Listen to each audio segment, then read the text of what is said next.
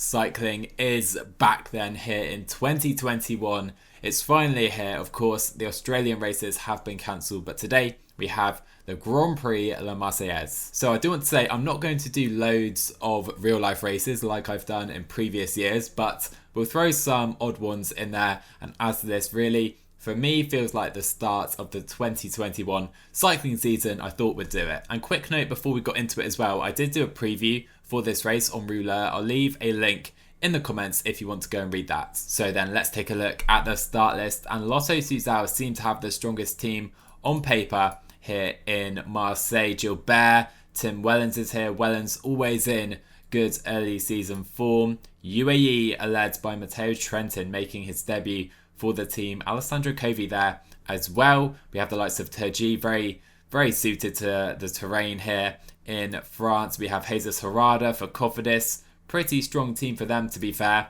And then AG2R with who I predicted to actually win this race, Andrea Vendrame. He can climb really well and of course pretty quick in a sprint. We have the likes of Kalmajan as well for AG2R. Bissiger is here for EF Pro Cycling. We have Brian Kokar, Andrea Pasqualon, Tom Devriant as well. Maybe we'll like the terrain. The likes of Jake Stewart, perhaps for Groupama FDJ. Couple of other guys as well for Delhi. A guy I think could do pretty well this Sunday. And then you can see really the outsider teams as we go down. So I've thought about who we should pick, and I've thought about UAE, AG2R, also Delco Marseille with an interesting team, but I think we will go for UAE, one of the favourites teams, and see if we can kick off our season with a win. Away we go then, guys. Cycling is back. Cannot wait for this season now. Finally, we're starting to see some races taking place among or amidst the pandemic. Lingen is going to relay for us. We have Covi on a -1. Bit of a shame, of course.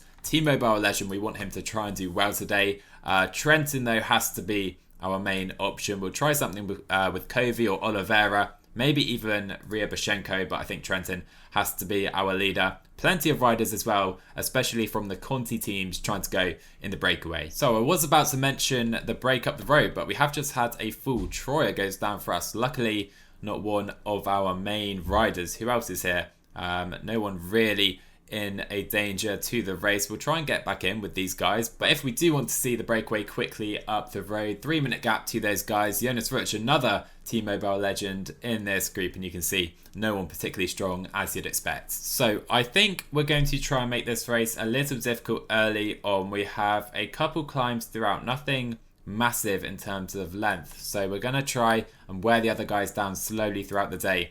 Just relaying on the front how we are now. 60k to go then. The pace is high and we're seeing attacks now by the likes of Andrea Pasqualon. Strange one to me as he's one of the better sprinters. He should just be trying to save his energy, in my opinion, trying to hold on for the finish. But 86 riders, it's only going to come down right now. And I can't see Pasqualon's move working at all here. So Gibbons is done for the day. We're coming onto the Col de Crête, I believe you say. Not certain. Anyhow, we're going to just try and stay to the front whilst Ryabashenko is going to be a domestique today on a -2. Use himself up as the breakaway are now caught. We're going to try and make this really difficult on this little uphill section. I apologise. My mistake entirely. This is the Col de Crête, and you can see really steep, average of just over 8% according to the game. 3.5k, going to be difficult. I think Ryabashenko and Lingen will be gone after this climb. If Covi can stay to the front, that would be perfect. I don't think we'll launch any moves just yet. We're just going to try and cover everyone else. Coming to the top then, we have Covi, Trentin and Oliveira still in this group. Let's try and stay right to the front, not have any splits over the top. Okay. I think we're going to have to use probably Oliveira. To be fair, he's feeling worse than Covi despite a +2 day. And just 26 riders are now at the front. And Cofidis have been pulling for a while. Ruben Fernandez, I think a new signing for them as well. We're seeing the likes of Chris Lawless and I think Phil Gilbert as well, struggling early on. EBH out the back as well. And like I said, 26 are all that are left. 18k to go then. The final ascent is taking place. Ruben Fernandez is still on the front. I've created a train. Oliveira, Covi and Trentin. And finally, Fernandez does crack. Expecting to see some moves right here. Let's try and come to the front and prevent them from happening. But here we go. The likes of Tim Wellens, Benjamin Thomas, Quinton Pache, Vendrame, Terji, and Harada all trying to make a move. Oliveira, come on, mate. Bring them in for us. We don't want to use Covi and Trentin too early. And look at those guys attacking up the roads. Oliveira really giving it a go of trying to bring them back in. And to be fair to him, he has done just that. Let's set up again. Trentin not feeling great. We have just 14 riders at the front right now for Delhi, Degenkolb, Perez, Parapentra all out the back. Oh, and here we go. Harada and Tim Wellens kick again. Those guys look so strong today. And we're not strong enough to bring them in right now. Oliveira is going to go out the back, I think, here due to the work of Alessandro Covi. And Trentin not feeling too great, but I think we're going to have to try now. Covi's done his work. Matteo Trentin is going to try and kick up to those guys at the front, but Tim Wellens looks unstoppable today. Okay, we formed a smaller group now with Trentin, Terji, Capio, Pache, Thomas and Vendrame. Covi is gone. Oliveira is gone with these guys right here, but still a 30-second gap up to Tim Wellens. He seems to have secured the race right there. Let's try and get to Harada at least on this descent. So I've tried to let a little kick out of that corner with Trentin, and we have caught Jesus Harada. Maybe we can get to Tim Wellens, you know.